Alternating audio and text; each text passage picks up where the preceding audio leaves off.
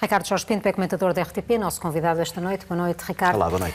Santana começou por acusar Rui Rio de fazer oposição ao partido, muitas vezes até de forma discreta e escondida, para usar as palavras de Santana Lopes. Rui Rio acabou por dizer que faria igual ou pior do que Maria Luísa Albuquerque. O que te pergunto é, do teu ponto de vista, quem é que está mais próximo de Passos Coelho?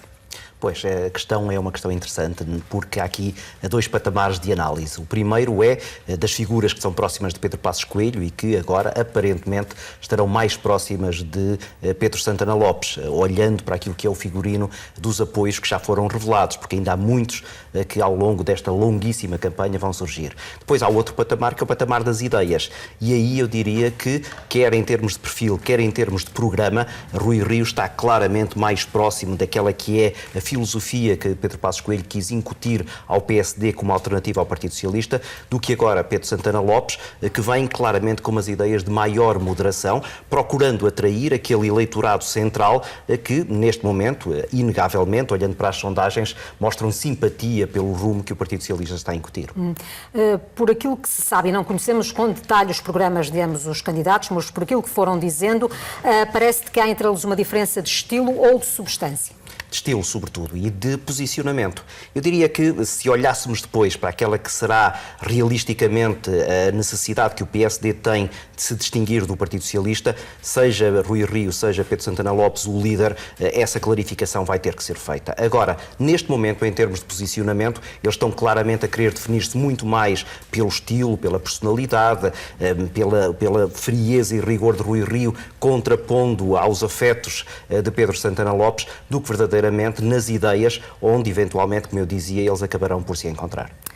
Assinalou-se esta semana os 2 anos daquela que ficou já nos anais políticos portugueses como a geringonça. De facto, a expressão ficou consolidada. Sim.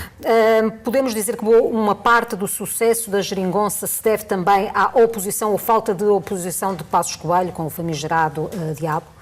Deve-se à coerência com que Pedro Passos Coelho dirigiu o rumo do PSD.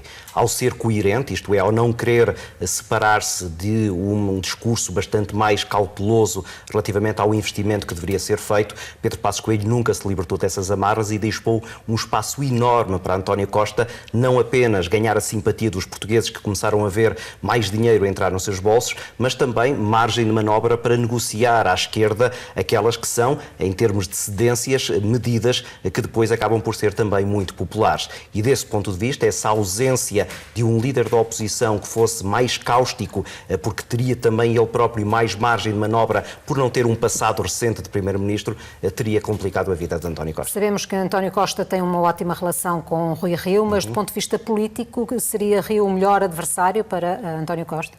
Pois, Rui Rio não vai gostar dessa tua observação. Ele tem lutado contra tudo e contra todos para não ficar com essa imagem de que se dá bem com António Costa e que, portanto, ele seria, digamos assim, um parceiro mais conveniente para o tal bloco central que pudesse existir. Agora, esses sinais, por muito que ele os tente contrariar, estão em cima da mesa e compete agora aos candidatos à liderança do PSD clarificarem de uma vez por todas o que é que eles, na verdade, quererão fazer no momento em que, sendo derrotados por António Costa, como todas as sondagens o indicam, farão como líderes da oposição.